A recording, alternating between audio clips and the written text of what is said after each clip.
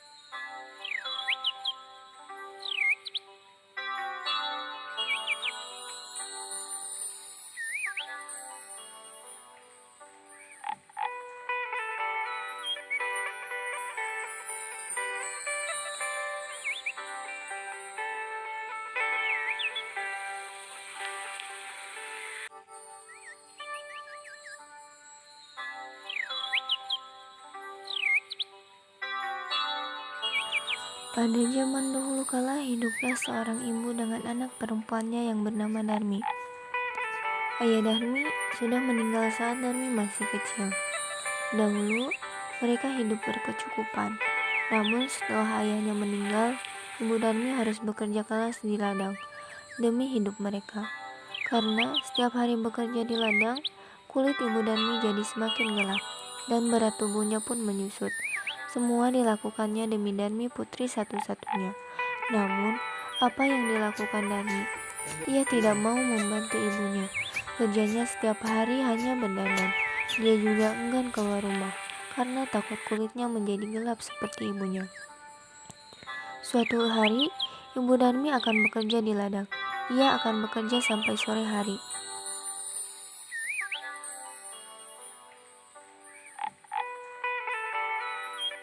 Sebab musim panen telah tiba.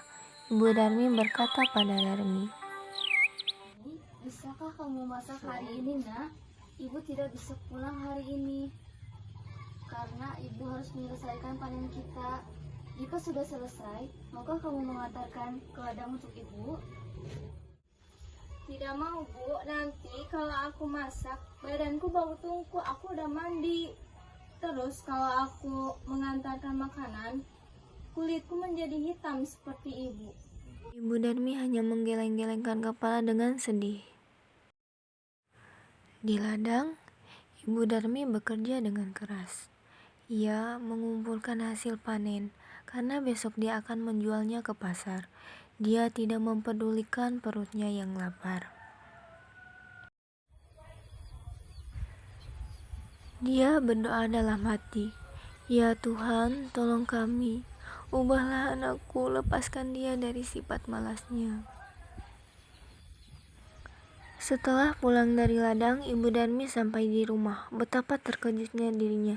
Di meja tidak ada makanan yang bisa dimakan. Darmi sama sekali tidak memasak. Darmi yang melihat ibunya pulang justru marah-marah. Ibu ini kemana aja sih seharian?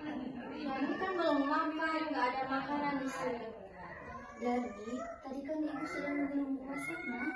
Darmi kan udah bilang nggak mau.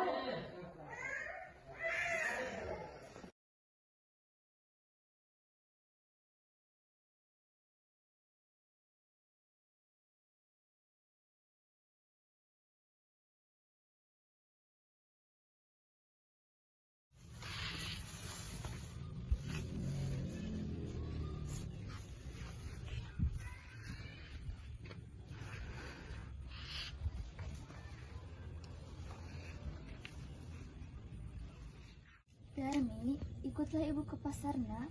Ibu membutuhkan bantuanmu untuk menguap panen kita. Gak mau, Bu. Nanti kalau aku ikut ke pasar sama ibu, kulitku menjadi hitam.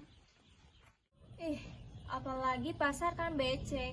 Aduh, Darmi gak bisa bayangin.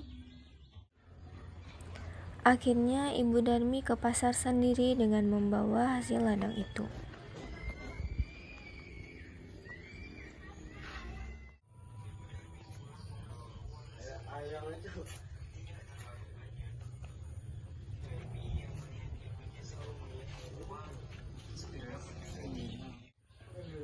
Sorenya Ibu Darmi pulang membawa uang hasil panen.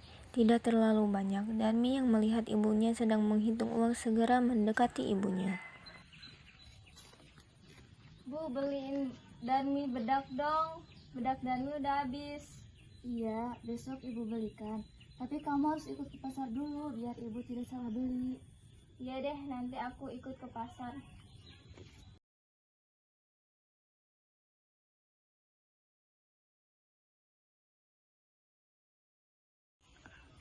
Bu, nanti di belakangku saja. Kenapa Darmi? Ih, pokoknya harus di belakangku saja. Akhirnya Darmi dengan terpaksa ikut ibunya pergi ke pasar. Darmi sebenarnya malu berjalan bersama ibunya yang berkulit gelap dan wajahnya yang tidak terawat.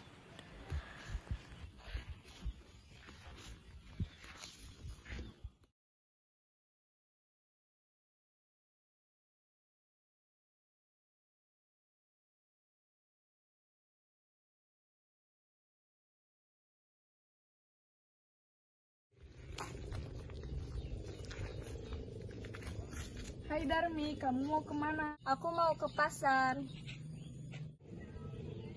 Itu siapa Darmi? Ibumu ya?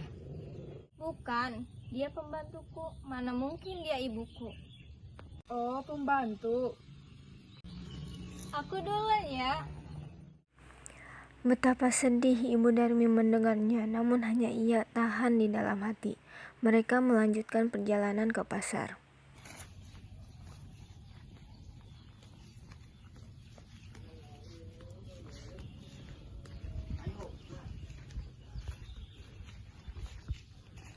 Darmi bertemu dengan temannya yang lain. Ramai sekali ya di pasar tadi.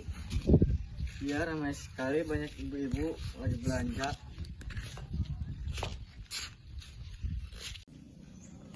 Habis ini kita kemana lagi ya? Ke rumah aku aja yuk. Ayo.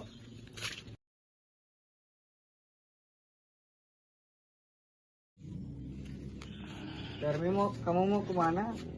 Aku kan mau ke pasar. Tumben kamu dari mau ke pasar. Ngomong-ngomong, itu siapa? Ibumu ya?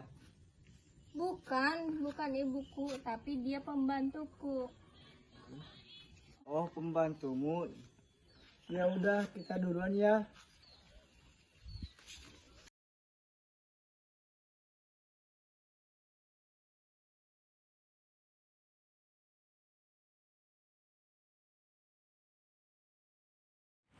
Sungguh hati Ibu Darmi semakin sedih, begitu tega anaknya mengakui dirinya pembantu.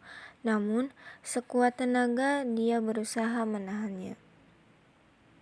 Sampailah Darmi dan ibunya di pintu pasar. Saat mereka akan memasuki pasar, lagi-lagi Darmi bertemu dengan temannya yang lain. Darmi, tumben kamu mau ke pasar. Ya nih, aku mau membeli sesuatu.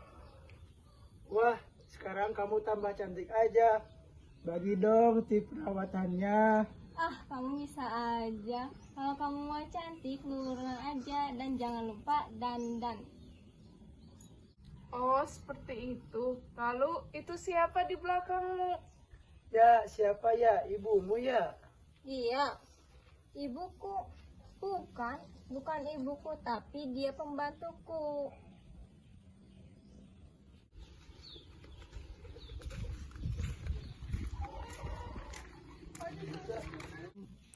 Setelah bertemu dengan temannya, Darmi dan ibunya hanya melanjutkan jalannya ke pasar. Sesampainya di sana, Darmi melihat-lihat dan membeli barang-barang yang dijual di pasar itu. Sampailah Darmi dan ibunya ke tempat penjual bedak. Beli yuk. Pak, saya mau nyari bedak yang kualitasnya bagus. Darmi, jangan beli bedak yang terlalu mahal, nak. Uang ibu tidak cukup. Ih, apa sih? Diam. Pergi saja, Ibu. Nona, jangan begitu pada ibu Nona. Bukan. Dia bukan ibuku, tapi dia pembantuku. Oh, pembantunya. Iya Pak, dia pembantu saya. Ya udah ya, saya beli ini aja. Berapa Pak? 3.000 aja. Ini ya Pak. Makasih ya Bu, nanti datang lagi ya.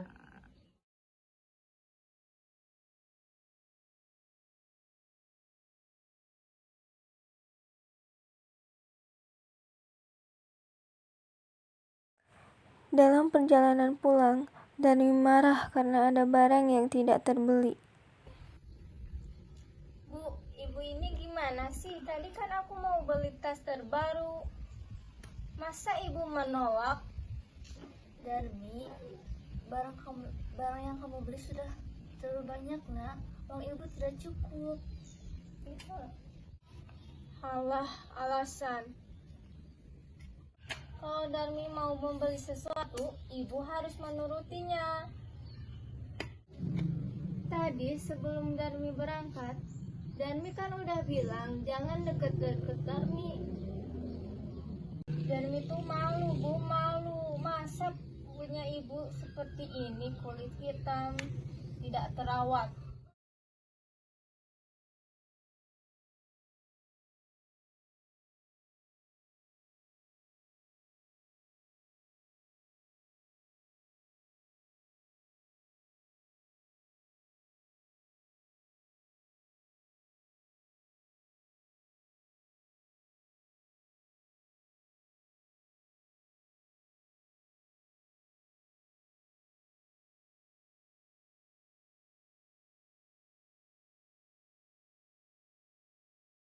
Ibu Darmi tak kuasa menahan air matanya, maka ia pun berdoa.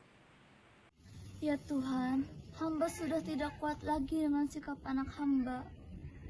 Kiranya agar Tuhan memberi hukuman kepadanya, agar dia menjadi jera. Ibu, sakit, Bu.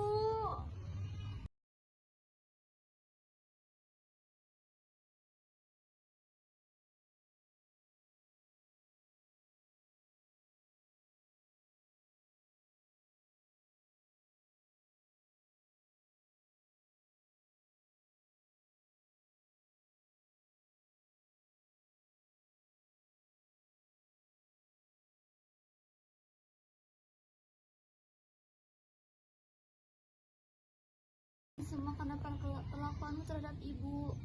Ampun, Bu, ampun. Darmi tidak akan mengulanginya lagi, ampun, Bu. Sayang 1000 sayang, semua tidak bisa kembali pada semula. Darmi tetap menjadi batu. Dia harus menanggung hukuman karena telah durhaka kepada ibunya, yang sudah melahirkan, merawat, dan menjaganya hingga dewasa. Batu itu akhirnya dinamakan Batu Menangis yang berada di Kalimantan Barat. Maafkan ibu, Nak. Sekiranya kamu tidak memperlakukan ibu sebagai pembantu, mungkin ini tidak akan terjadi, Nak.